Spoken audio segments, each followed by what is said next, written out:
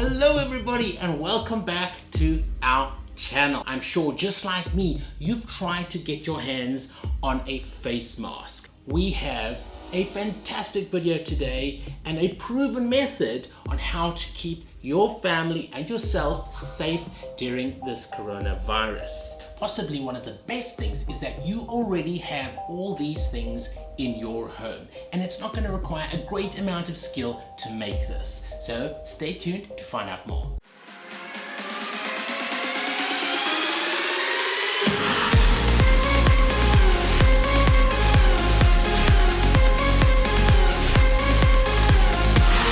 I have to say though, this does not replace a medical face mask, a surgical face mask. It is not the same quality. It's not going to stop the same amount of microns as that. I looked at 4 factors. Cost. Is it affordable to make?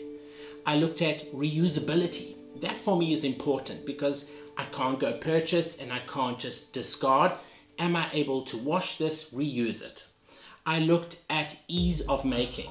I don't have fantastic sewing skills. How easy is this thing to put together? And then probably the most important factor is how safe is this? Is this really going to protect me and my children from the coronavirus? The researchers found that the pillowcase and the cotton blend t-shirts performed the best. They prevented quite a lot of microns from entering and different size of microns as well. And they had a great breathability. We, for our particular design, went with a simple cotton blend t-shirt. Now this is something that I know you probably have in your home. I took it a step further and I looked at more research, and what we found is a simple kitchen towel. You know, the long ones, they almost look like toilet paper, but you know, you clean surfaces with it. The kitchen cleaning towel, the paper towel, if you cut that out and you create a sleeve inside your cotton blend t-shirt mask and you insert that through, you add an extra 23% of protection inside your mask.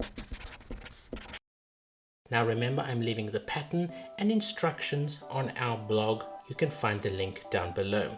The first thing you're going to do is you're going to cut 4 pieces of your cotton blend fabric in this shape. Then what you're going to do is put 2 together and you're going to sew around the rounded edge. Once you've done that, you're going to sew just a slight hem on your ends. That's purely to stop the fabric from fraying. Remember, we want this to last for a few weeks because we just don't know how long we're going to need these masks. Now what we're going to do is sew these together. So this one you'll turn in like that. That one will remain the same. And you're going to put this one inside there. And now what we're going to do is we're going to sew it like this. So here's your seam on there and your seam on the outside one. And you're going to sew around the top and at the bottom. Remember, don't sew the sides because that's where we're going to put our kitchen paper toweling in. So that when you're done, it's going to look like that. See, the sides are open. Now you can sew with a machine or you can sew by hand. Now what we do is we actually turn this completely inside out. Look how nice and neat that is. And there is your mask. The last thing left to do is by hand just sew your elastic straps in the corners over here.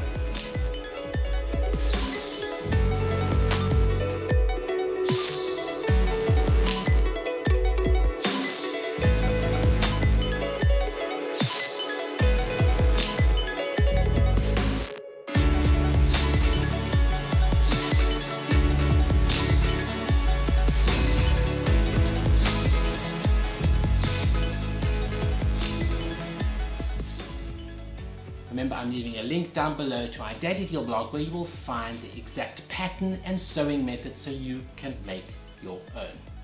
Now, one thing you want to be sure of when putting on your mask is that you are completely protected and covered. You don't want little gaps on the side.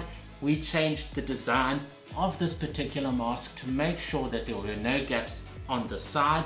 You want to make sure that this is nice and secure on your nose, that this fits perfectly underneath your chin, and I can feel that completely everywhere here I am covered. If you make a few of these, hand them out to some friends and family. I hear that hospitals and clinics are even accepting donations of homemade face masks, something for you to consider as well.